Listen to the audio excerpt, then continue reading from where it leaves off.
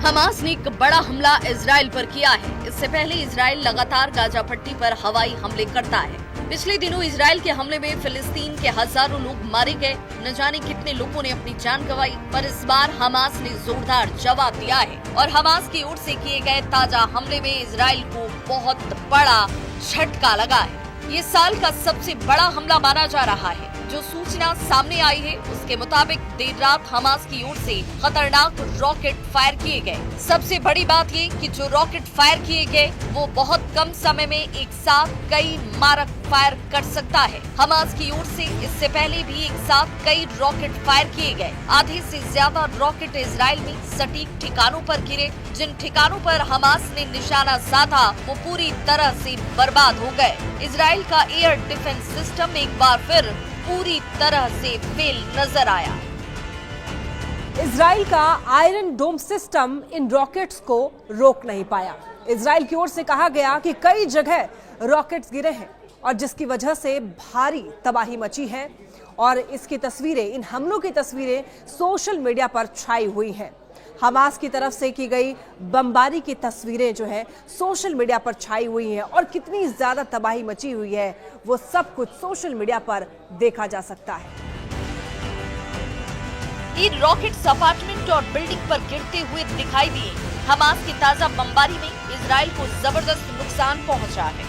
Israel ने भी Hamas की ओर से की गई बमबारी में नुकसान को स्वीकार किया है। इन हमलों में इजराइल के प्रधानमंत्री बेंजामिन नेतन्याहू सख्ती में हैं। कहा जा रहा है कि इजराइल पर हुए हमले में बहुत ज्यादा तबाही मची है, जान और माल का बहुत नुकसान हुआ है। इसकी सोशल मीडिया में बहुत चर्चा तक हो रही है। कुछ दिन पहले ही इजराइल के प्रधानमंत्री बेंजामिन नेतन्याहू ने अमेरिकी राष्ट्रपति डोनाल्ड ट्रंप से मुलाकात की थी, जिसमें गाजा पट्टी के ताजा हालात पर चर्चा हुई। पर इजराइल के प्रधानमंत्री बेंजामिन नेतन्याहू कोई जवाबी कार्रवाई कर पाते उससे पहले ही हमास ने इजराइल पर जोरदार एयर स्ट्राइक कर दिया। इसकी तस्वीरें जैसे ही सोशल मीडिया पर सामने आई, हर तरफ खलबली मच गई। ये हमले मध्य गाजा के दीर अल बलाह और अश्कलोन और अश्कदोद जैसे इलाकों में हुए। इस हमले में मिडिल ईस्ट में शांति के प्रयासों को गहरा धक्का लगा है।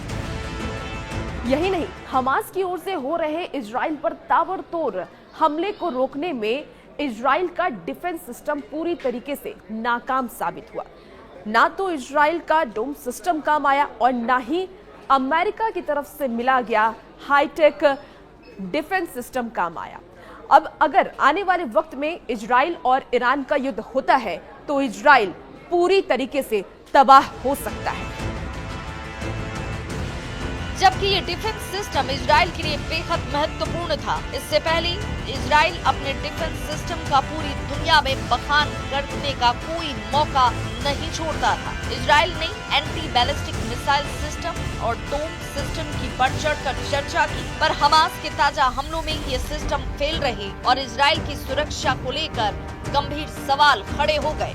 अब हर तरफ यही सवाल उठ रहा है कि आखिर इजराइल का सुरक्षा तंत्र क्यों फेल साबित हुआ। हमास को ऐसे ताकतवर हथियार कहां से मिले जिसने इजराइल में जोरदार तबाही मचाई। गाजा पट्टी में पिछले कुछ दिनों के अंदर इजराइल ने जबरदस्त तबाही मचाई थी। इजराइल की सेना गाजा पट्टी के कई अंदरूनी इलाकों में पहुंची थी। इसके बावजूद हमास ने हार नहीं मानी और इजराइल पर जोरदार बमबारी करके पूरी दुनिया को चौंका दिया।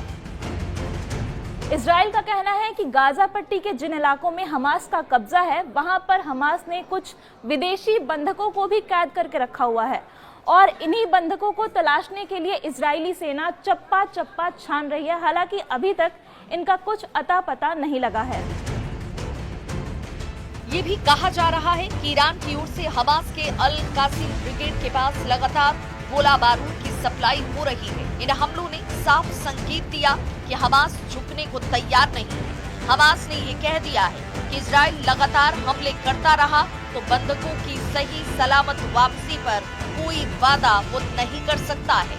इजराइल अमेरिका से चाहे कोई भी डील कर ले। हमास ने दावा किया कि फिलिस्तीनी गाजा पट्टी से हटने वाले नहीं है। अगर इजराइल जबरदस्ती फिलिस्तीनियों को गाजा पट्टी से हटाने की कोशिश करेगा तो इजराइल की ये कोशिश सफल नहीं होगी।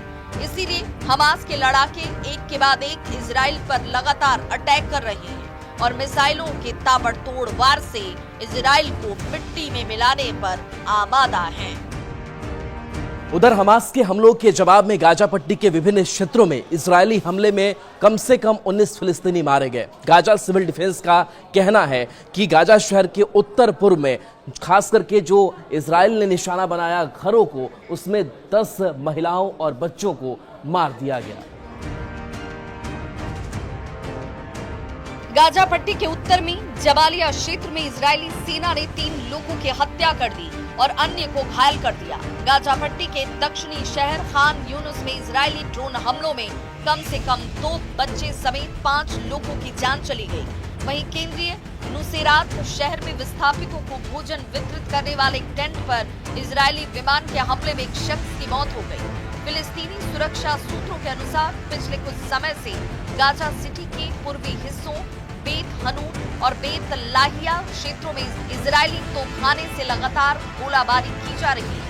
इस बीच हमास के सशक्त विंग अल कसर ब्रिगेड ने एक बयान में कहा कि उसके लड़ाकों ने गाजा सिटी के पूर्वी हिस्से में स्थित अल वफा अस्पताल के पास 3 इजरायली मकारवा 4 टैंकों को निशाना बनाया। हालांकि इजरायली सेना ने अब तक इन हमलों पर कोई टिप्पणी नहीं की। इजराइल रक्षा बल ने कहा कि गाजा पट्टी में फिर से शुरू किए गए अभियान के तहत हमास के राजनीतिक ब्यूरो के कुल 11 वरिष्ठ अधिकारी मारे जा चुके। फिर से शुरू किए गए अभियानों में अब तक वायुसेना के 350 लड़ाकू विमानों और लगभग 1200 आतंकी ठिकानों पर हवाई हमले किए गए। 100 से अधिक लक्ष्य सटीक हमलों में नष्ट किए गए और गाजा पट्टी में आतंकी संगठनों के सैकड़ों आतंकियों व सैन्य कमांडरों को मार गिराया गया है।